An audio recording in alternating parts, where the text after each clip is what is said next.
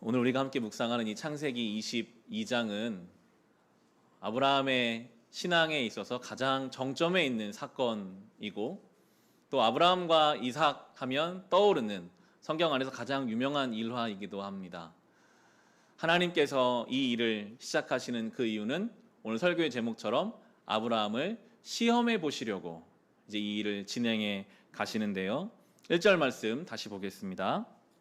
22장 1절에 보시면, 이런 일이 있은 지 얼마 뒤에 하나님이 아브라함을 시험해 보시려고 그를 부르셨다. 아브라함아 하고 부르시니 아브라함은 예, 여기에 있습니다 하고 대답하였다.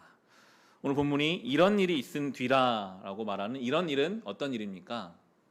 아브라함 100세에 너무나 사랑하는 귀한 아들 이삭을 얻었습니다.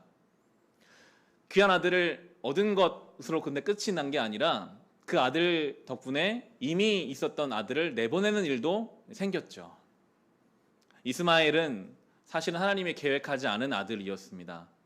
아브라함이 하나님의 때를 기다리지 못해서 인간적인 방법으로 얻은 아들, 그 아들 때문에 아브라함은 어려운 때를 보내게 되죠. 아마 그 사랑하는 아들을 내보내면서 아브라함 마음에는 이삭을 향한 뭔가 집착과도 같은 마음이 생겼던 것 같아요. 이제 나는 정말 네 아들 하나뿐이다. 사랑하죠. 너무나 중요한데 그것이 선을 넘어선 것은 아닐까 하는 묵상을 해봅니다. 왜냐하면 하나님이 그 이삭을 정해서 바치라고 하시니까요. 그리고 우리가 다 다루지 않았지만 21장 후반부에 보면 그랄 왕 아비멜렉과 군대 장관 비골이 아브라함을 찾아와서 동맹을 맺기 원하는 내용이 나옵니다. 훨씬 더 군사력이 막강한 이들이 아브라함을 찾아와서 먼저 동맹 맺자고 하는 이유는 아브라함이 이미 그 지역에서 유명한 사람, 저 아브라함은 하나님이 지키시는 사람이다, 저 아브라함이 기도했더니 막힌 태의 문이 다 열렸다 하는 소문들이 자자했고 먼저 와서 숙였어요. 아브라함의 삶에는 더 이상 어떤 어려움이나 위험이 이제 사라져버렸습니다. 주변 사람들은 다 아브라함을 인정하고 너무나 사랑하는 아들이 있고, 그러한 상황 속에서 아브라함의 하나님을 향한 믿음의 초점이 조금 흐려졌던 것은 아니었을까. 그래서 하나님은 이 아브라함을 시험해 보시려고 오늘 이 일을 계획하고 계십니다. 하나님의 말씀으로 하나님이 시험하시는 그 이유는 어떤 보복의 측면에서 부정적인 의미로 시험하시는 것이 아닙니다. 하나님의 자녀를 더 온전케 하기 위해서 훈련시키시는 것이고 일깨우시는 것이고 회복시키시는 일입니다. 하나님은 이 아브라함을 온전케 하시기 위해서 오늘 시험하고 계십니다. 히브리서 4장 12절 한번 찾아볼까요? 오늘 성경 본문 여러 개 찾아보려고 하는데요. 본문을 이렇게 접어두시고 히브리서 4장 12절 신약성경 339페이지에 있습니다. 하나님이 말씀으로 아브라함을 시험하시는 이유는 아브라함이 놓치고 있었던 어떤 중심을 회복하기 위함인데요. 히브리서는 하나님의 말씀의 능력을 이렇게 설명해주고 있습니다. 히브리서 4장 12절에 보시면, 하나님의 말씀은 살아있고 힘이 있어서 어떤 양날 칼보다도 더 날카롭습니다. 그래서 사람 속을 꿰뚫어 혼과 영을 갈라내고 관절과 골수를 갈라놓기까지 하며 마음에 품은 생각과 의도를 밝혀냅니다. 하나님 말씀은요, 마치 날카로운 칼과 같아서 그 사람의 관절과 골수와 심령까지 쪼개서 드러낸다라고 말씀하고 계세요. 여러분, 우리의 뼈와 우리의 골수를 우리 것이지만 우리가 볼 수 있습니까? 못 봐요. 특별한 경우가 아니고는 우리는 우리 속에 있는 것들을 볼 수 없습니다. 그런데 하나님의 말씀이 날카로운 칼과 같이 때로 우리 속에 있는 것을 드러내게 하실 때가 있어요. 지금 아브라함이 그래요. 하나님이 이삭을 바쳐라 하는 순간 아브라함의 마음에는 나는 아들을 더 사랑했던가 하나님을 더 사랑했던가, 자기가 사랑하는 중심을 돌아보게 하세요. 이 아들이 없다면 내 인생은 어떻게 될 것인가? 나는 무엇을 위해 살았고 무엇을 향해 살았고 무엇을 쌓기 위해 살았던가, 모든 것을 돌아보게 하시는 하나님의 이 날카로운 말씀이 아브라함을 일깨우고 있습니다. 바라기는 우리도 물론 하나님 말씀을 통해 은혜도 받고 회복도 경험하지만 이 하나님 말씀이 우리 안을 들추어내서 왜 우리가 어떤 문제만 만나면 두려워하는지 그것을 말씀으로 깨닫기를 원합니다. 왜 우리가 다른 사람보다 더 불안해하고 두려워하는지 말씀으로 우리 안을 드러내시면 보이거든요. 우리 안에 있는 잘못된 중심과 이제는 주님 안에 중단해야 할 부분들을 말씀으로 밝히 보여주시는 것, 그것이 바로 하나님의 시험이죠. 하나님이 명확하게 아브라함이 지금 가지고 있는 중심을 물어보십니다. 다시 오늘 본문으로 오셔서 2절 말씀에 하나님 이렇게 말씀하시죠. 하나님 말씀하셨다. 너의 아들, 내가 사랑하는 외아들 이삭을 데리고 모리아 땅으로 가거라. 내가 너에게 일러주는 산에서 그를 번제물로 바쳐라. 하나님이 정말 사랑하는 이 아들을 그냥 멀리 보내라만 해도 참 섭섭할 것 같은데 뭐라고 하십니까? 번제물로 네가 직접 바쳐라. 번제물은 죽여야 되고요. 불에 태워야 돼요. 하나님이 너무나도 사랑하는 이삭을 하나님이 정한 장소에 가서 스스로 죽여서 불에 태워서 하나님께 바쳐라라고 말씀하십니다. 어떻게 설명할 수 있을까요? 이거는 어떻게 해도 이해할 수도 없고 설명할 수도 없는 상황이에요. 때로는 하나님이 우리에게 주신 현실과 상황이 도대체 이해할 수 없는, 어떻게 해도 알 수 없는, 하나님이 나를 사랑하시는 게 맞나? 하나님은 살아계신가? 라는 의문이 던질 수밖에 없는 그런 자리로 우리를 몰고 가실 때가 있어요. 성경은 그 상황을 이렇게 해석합니다. 우리 이사야 55장을 한번 가보겠습니다. 구약 1044페이지에 이사야 55장 8절부터 11절입니다. 아브라함이 가졌을 그 생각에 대한, 하나님이 왜 이렇게 일하시나? 왜 나의 삶에 이런 일을 주시나? 하나님이 이렇게 대답하세요. 이사야 55장 8절부터 11절을 보시면 하나님이 이렇게 말씀하십니다. 나의 생각은 너희의 생각과 다르며 너희의 길은 나의 길과 다르다. 주님께서 하신 말씀이다. 하늘이 땅보다 높듯이 나의 길은 너희의 길보다 높으며 나의 생각은 너희 생각보다 높다. 비와 눈이 하늘에서 내려서 땅을 적셔서 싹이 돋아 열매를 맺게 하고 씨 뿌리는 사람에게 씨앗을 주고 사람에게 먹거리를 주고 나서야 그 근원으로 돌아가는 것처럼 나의 입에서 나가는 말도 내가 뜻하는 바를 이루고 나서야, 내가 하라고 보낸 일을 성취하고 나서야 나에게로 돌아올 것이다. 하나님 말씀하세요. 너희 생각과 나의 생각은 다르다. 조금 다른 게 아니라 마치 하늘과 땅처럼 완전히 달라서 우리가 도대체 하나님 뜻을 이해하지 못할 때가 때로 있습니다. 그런데 하나님 말씀, 마치 비가 내려서 씨앗을 만들고 열매를 만들어 사람에게 먹거리를 제공하고 돌아오는 것처럼 하나님의 말씀과 그 뜻은요, 많은 과정과 시간을 통해서 역사하고 나서 그때 가서야 알 수 있는 것들이 있어요. 성도는, 우리의 믿음은 때로 우리가 이해할 수 없어도, 때로 우리가 받아들이기 너무나 싫어도, 우리가 어떻게 할 바를 몰라도 그럼에도 여기에도 주님의 뜻이 있어. 그렇게 믿고 그 길을 걸어가는 것이 주님이 우리에게 요구하시는 믿음이더라고요. 더 놀라운 것은 이 어떻게 생각하면 말도 안 되는 하나님 말씀에 아브라함의 반응입니다. 여러분, 우리가 아브라함을 쭉 살펴보고 있지만 아브라함이 우직한 사람입니까? 든든한 사람입니까? 아니잖아요. 하나님 말씀 따라 갔다가도 기근이 있고 흉년이 있으면 언제든지 하나님 땅 버리고 이집트로 도망가기도 했고요. 도망가다가 뭔가 상황이 어려울 것 같으면 자기 아내를 누이라고 거짓말 2번이나 했습니다. 하나님 말씀이 한 10년 정도 이루어지지 않으니까 인간적인 방법으로 하가를 취해서 이스마엘을 낳은 게 아브라함이에요. 그런 아브라함이라면 지금 이 하나님 말씀 앞에서 도망갔을 것 같아요. 난 이제 하나님 못 믿겠다. 내가 어떻게 내 아들을 바치는가?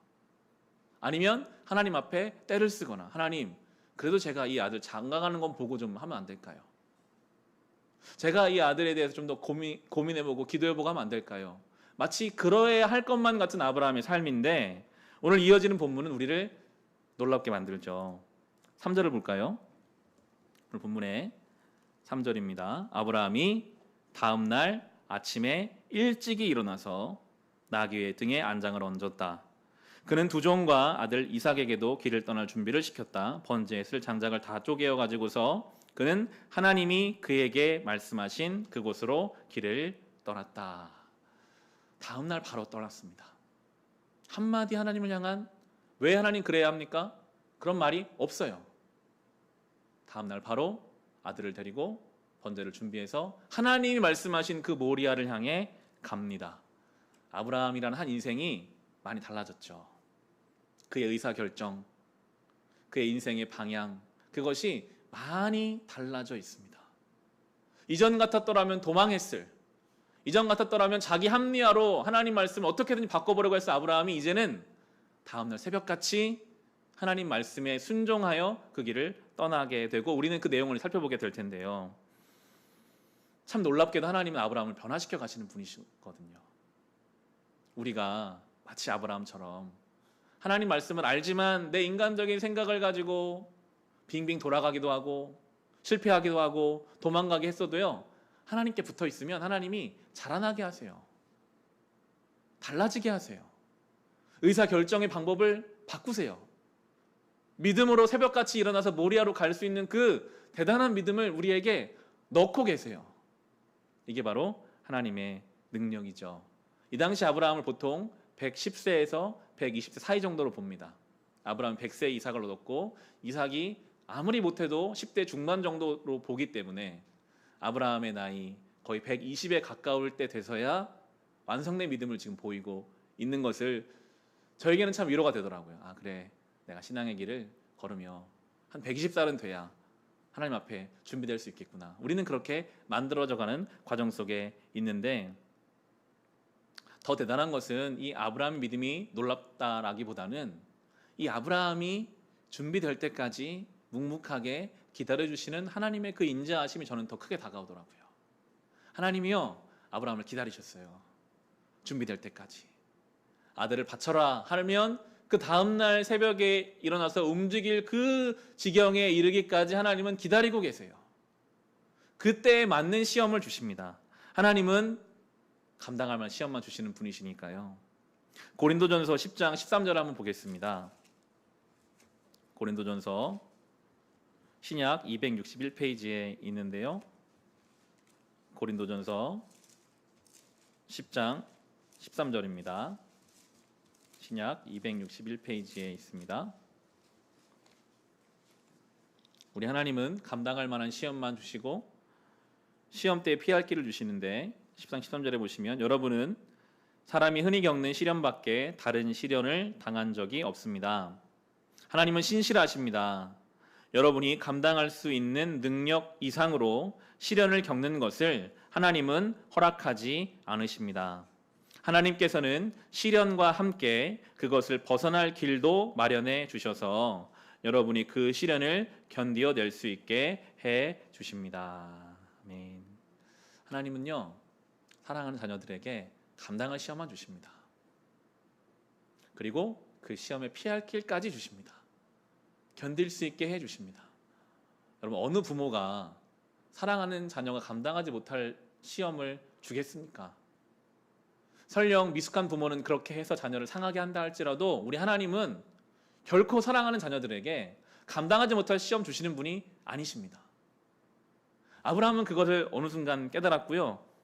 그래서 우리가 할 일은, 혹시 여러분의 삶에 어떤 시험이 있으실 때 난 두려워, 나는 저 시험을 감당할 수 없어, 도망가는 게 아니라 우리도 아브라함처럼 다음날 새벽같이 그 길을 가는 거예요. 왜냐하면 하나님이 주신 이 시험은 감당할 만한 시험이니까요. 내 생각에는 감당하기 어려울 것 같고 내 생각에는 두려울 것 같지만 아니에요. 하나님은요, 분명히 감당할 만한 시험만 주십니다. 우리가 그 길을 결단하고 가면 피할 길을 주십니다. 견딜 지혜를 주십니다.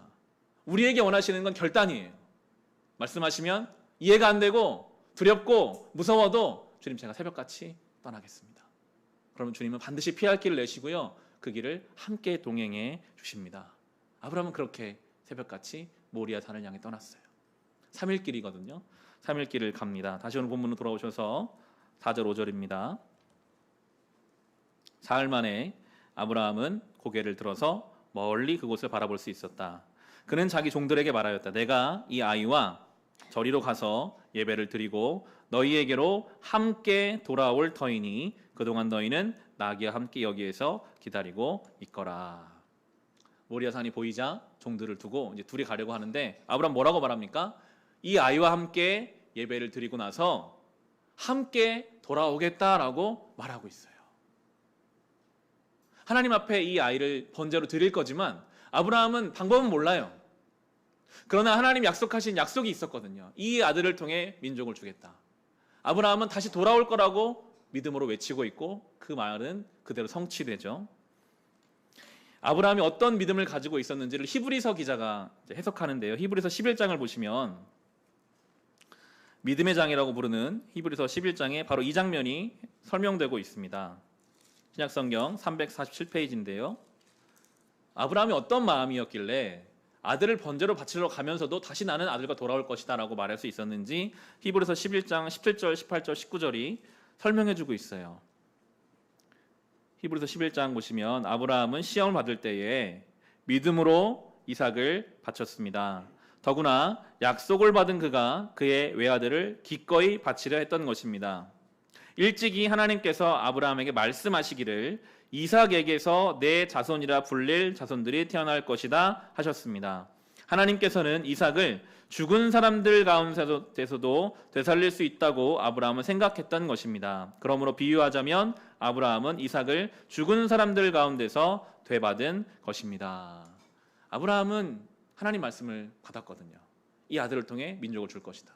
그러니까 아브라함 믿음은 어떤 믿음입니까? 설령 내가 정말 번제로 드려도 하나님은 이 아들 다시 살려서라도 돌아오게 하실 거다. 죽은 자 가운데서라도 살리실 하나님 말씀을 향한 신뢰가 있었기 때문에 모리아 산으로 왔고 하나님께 나아가고 있습니다. 때로 우리의 삶이 아브라함 같을 때가 있잖아요. 괴롭죠. 이해가 안 되잖아요. 감당할 자신이 없어요. 그런데 우리에게 주신 말씀, 우리에게 주신 말씀 무엇입니까? 예수 그리스도가 우리에게 주신 말씀이에요. 하나님이 나를 사랑하시되 죽기까지 사랑하신다. 그분의 용서는 영원하다. 나 같은 죄인을 자녀 삼으셨다. 그 약속을 정말 우리가 믿는다면요, 세상에 어떠한 문제보다 그 사랑이 클 수밖에 없잖아요. 그럼 우리는 흔들리지 않거든요. 아브라함이 그 이삭을 죽여도 하나님이 살리실 거라는 그 믿음으로 갔던 것처럼 우리를 향한 예수 그리스도의 사랑이 오늘도 역사한다는 그 믿음이 우리에게 있다면 코로나 그리고 이 세상에 어떤 어려움이 와도 우리는 그 길을 갈 수 있습니다. 그것이 우리에게 요구하시는 하나님의 믿음이죠. 그렇게 아버지와 아들이 이제 모리아로 갑니다. 뭔가 좀 이상하잖아요. 아들이 볼 때는 분명히 보통 아버지와 예배를 드리면 어린 양이 있어야 하는데 어린 양이 없고 이 아버지가 나를 보는 눈빛이 평소와 달랐겠죠. 그래서 아들은 묻습니다. 다시 오늘 본문의 6절 7절 보시면 아브라함은 번제에 쓸 장작을 아들 이삭에게 지우고 자신은 불과 칼을 챙긴 다음에 두 사람은 함께 걸었다. 이삭이 그의 아버지 아브라함에게 말하였다. 그가 아버지하고 부르자 아브라함이 얘야 왜 그러느냐 하고 대답하였다. 이삭이 물었다. 불과 장작은 여기에 있습니다마는 번제로 바칠 어린 양은 어디에 있습니까? 어린 양이 없어요. 이 본문으로 보통 아브라함은 이미 100세가 넘었기 때문에 장작을 들고 갈 힘이 없고 아들은 장작을 짊어질 수 있다라고 봐서 최소한 10대 중반으로 보고 있는 것인데 이 아들이 느끼기에도 뭔가 아버지의 분위기도 평소와 같지 않고 어린 양이 없는 상황을 묻습니다. 아브라함은 그렇게 대답해 줍니다. 8절에 보시면 아브라함이 대답하였다. 얘야 번제로 바칠 어린 양은 하나님이 손수 마련하여 주실 것이다. 두 사람이 함께 걸었다. 그 질문을 듣는 아브라함 마음 무너졌겠죠. 방법을 몰라요. 어떻게 할지를. 그러나 그는 말합니다. 하나님이 준비해 주실 거야. 참 놀랍게도 하나님이 이 말씀을 성취시켜 주세요. 어린 양을 준비해 두시죠. 이제 장작 위에 아들을 올리고 제사를 지내는 장면이 9절부터 12절입니다.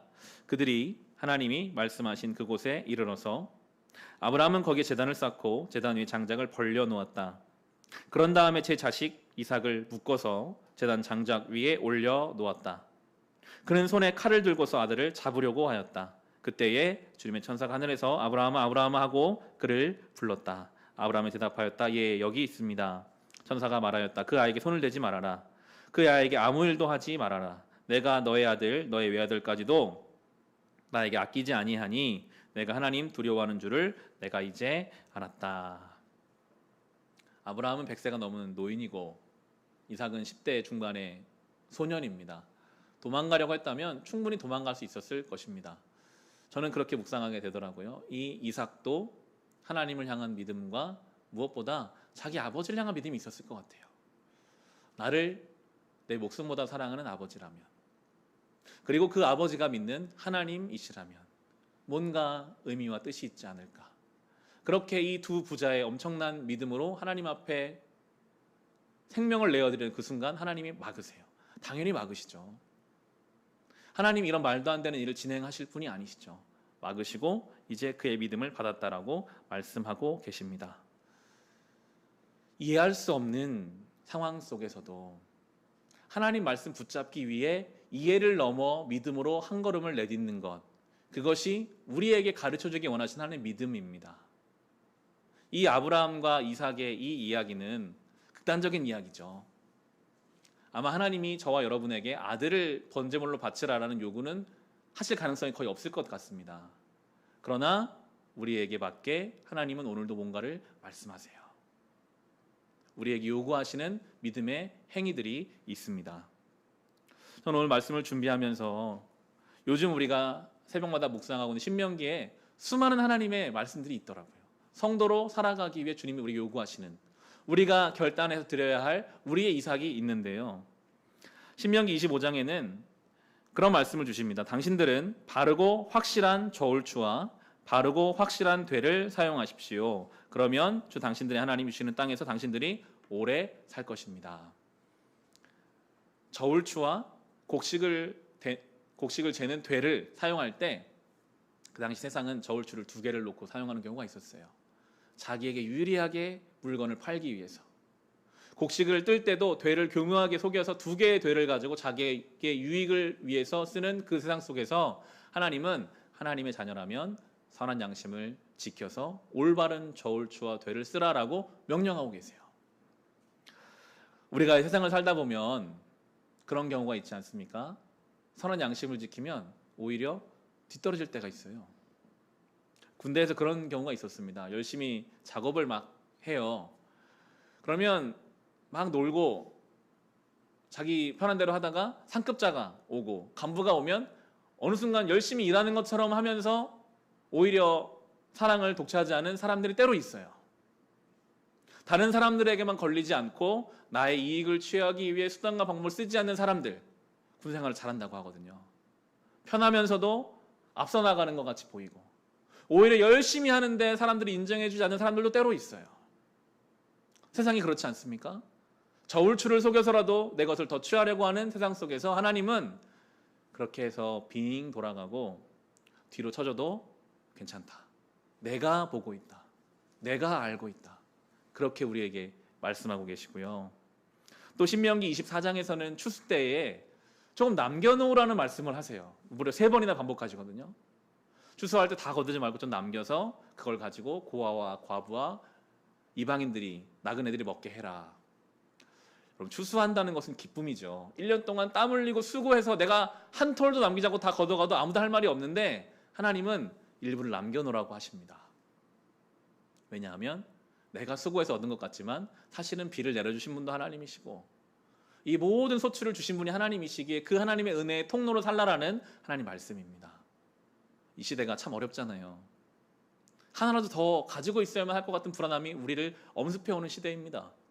내 양심을 조금 속여서라도 더 쌓아놔야만 될 것 같은 그런 시대예요. 그런데 하나님은 말씀하세요. 성도라면, 은혜 받은 자라면 넉넉한 은혜의 통로로 살고 손해보더라도 선한 양심을 지키고 그렇게 이 시대 가운데 빛과 소금으로 살아가라라고 우리에게 말씀하십니다. 어렵죠? 그러나 우리는 이삭을 바치는 그 마음으로 하나님 앞에 이 믿음의 길을 순종하며 나아가야 할 것입니다. 그렇게 하나님이 이삭과 아브라함을 말려놓으시고 하나님이 준비하신 어린 양이 발견됩니다. 다시 오늘 본문의 13절, 14절입니다. 아브라함이 고개를 들고 살펴보니 숲을 속에 순양 한 마리가 있는데 그 뿔이 숯불에 걸려 있었다. 가서 그 순양을 잡아다가 아들 대신에 그곳으로 번제를 드렸다. 이런 일이 있었으므로 아브라함이 그곳 이름을 여호와 이레라고 하였다. 오늘날까지도 사람들은 주님의 산에서 준비될 것이다는 말을 한다. 여호와 이레는 우리 성경에 주가 달려 있죠. 주님께서 준비하심이라는 의미입니다. 그 일을 다 겪었더니 돌아보니 하나님의 준비하심이 있었어요. 하나님은 처음부터 이삭을 받을 마음이 없으셨고 그 어린 양을 준비하시는 여호와 이레의 하나님이셨어요. 돌아보니 그랬더라고요. 아브라함이 3일 동안 모리아로 갈 때 아들과 함께 밤마다 얼마나 힘들었을까요? 그때는 모르죠. 도대체 왜 하나님 이런 일을 하시는가? 그런데 어느 지점에 가면 그때 알아요. 하나님이 준비하셨구나. 나의 중심을 하나님 앞에 온전히 일깨우기를 원하셨구나. 우리 하나님은요, 여호와 이레의 하나님이십니다. 우리를 위해 준비하시는 하나님이십니다. 설령 우리가 모를지라도 저는 그런 묵상을 해봐요. 내가 어떤 부분에 있어서는 이 육신의 옷을 벗고 주님 앞에 가서야만 발견하는 하나님의 여호와 이레 준비하심도 있겠구나. 그때 가서 하나님 그래서 그랬던 거군요. 설령 우리가 이 땅에서 모른다 할지라도 우리 하나님은 우리를 시험하시는 하나님이시지만 더 앞서서 우리를 위해 준비하시는 여호와 이레의 하나님이십니다. 말씀을 정리합니다. 오늘 이 장면이 일어났던 모리아산은 역대하 3장 1절에 보면 솔로몬이 성전을 짓는 장소가 됩니다. 하나님이 처음 성전을 봉헌하시는 곳이 바로 이 모리아예요. 하나님이 원하시는 내용이 무엇인지를 우리가 알 수 있죠. 성전이라고 하는 것은, 예배라고 하는 것은 멋진 건물이나 어떤 형식이 아닙니다. 이 아브라함의 마음, 이해되지 않아도 우리가 붙잡을 수 없어도 감당할 수 없을 것 같은 하나님 말씀이라면 그 길을 가는 것, 결단하여 그 길을 가는 그곳이 바로 성전의 자리가 되고 예배가 되고 신앙이 되는 것입니다. 날마다 성경으로 사랑하라고 말씀하시지만 여러분, 사랑하는 것이 어렵잖아요. 정말 어려워요. 우리의 삶의 순간순간 하나님의 뜻과 계획이 있다고 말씀하시지만 막상 반복되는 일상 속에서 우리는 감사를 잃어버리고 내 삶에 무슨 의미가 있나? 열정이 식어질 때가 있어요. 하나님은 풍성한 삶을 약속했다고 하시는데 나의 삶에는 풍성함이 아니라 딱딱하고 건조하고 황폐함만 있은 것 같이 느껴질 때가 있습니다. 그러나 여러분, 상황과 환경과 감정이 아니라 하나님을 향한 마음과 하나님이 주시는 그 말씀을 가지고 나아가는 자가 경험하는 은혜가 있는 것이죠. 그것이 예배이고 그것이 성전의 자리, 바로 모리아가 되는 것입니다. 아브라함은 이삭을 바치려고 했으나 하나님 말리셨죠. 바치지 않았습니다. 같이 잘 살았어요. 그런데 하나님은 하나님의 아들을 죽이셨습니다. 아브라함이 이삭을 바치는 것과는 비교할 수 없는, 말도 안 되는 사건이 일어나는 거죠. 하나님의 아들, 하나님 본체이신 그분이 죄인들을 위해 죽으셨습니다. 예수님이 겟세마네에서 그렇게 기도하셨죠. 할 수만 있다면 이 잔을 나에게서 피해가게 해주십시오. 그러나 내 뜻대로 하지 마시고 아버지의 뜻대로 해주십시오. 그렇게 주님은 죽으셨습니다. 이삭이 되신 거예요. 죄 없는 자가 죽으셨어요. 그런데 그렇게 죽으셨을 때 부활하셨습니다. 죽음이 생명이 되게 하십니다. 그게 예수 그리스도의 부활의 능력이거든요. 우리가 이제 주님의 뒤를 따라 내가 성도로 살기 위해, 순종하기 위해 믿음의 길을 가면 우리는 죽어도 삽니다. 죽음도 우리를 짓누를 수 없습니다. 이게 성도의 능력이에요. 예수 그리스도 안에 이미 일어난 일입니다. 우리가 믿음을 지키기 위해, 순종하기 위해, 모리아로 가기 위해 그 길을 가다가 설령 넘어지고 어떤 문제가 우리에게 닥쳐온다 할지라도 결코 그 문제는 우리를 짓누를 수 없습니다. 죽음도 우리를 이길 수 없습니다. 예수 안에서 생명이 되고 부활의 영광을 우리에게 경험시켜 주실 여호와 이레의 하나님이 벌써 우리를 위해 모든 길을 준비하고 예비하셨기 때문입니다. 우리를 시험하시는 하나님이시지만 여호와 이레, 준비하시는 그 하나님을 날마다 경험하며 찬송하며 누리며 살아갈 수 있기를 우리 주님의 이름으로 축원합니다.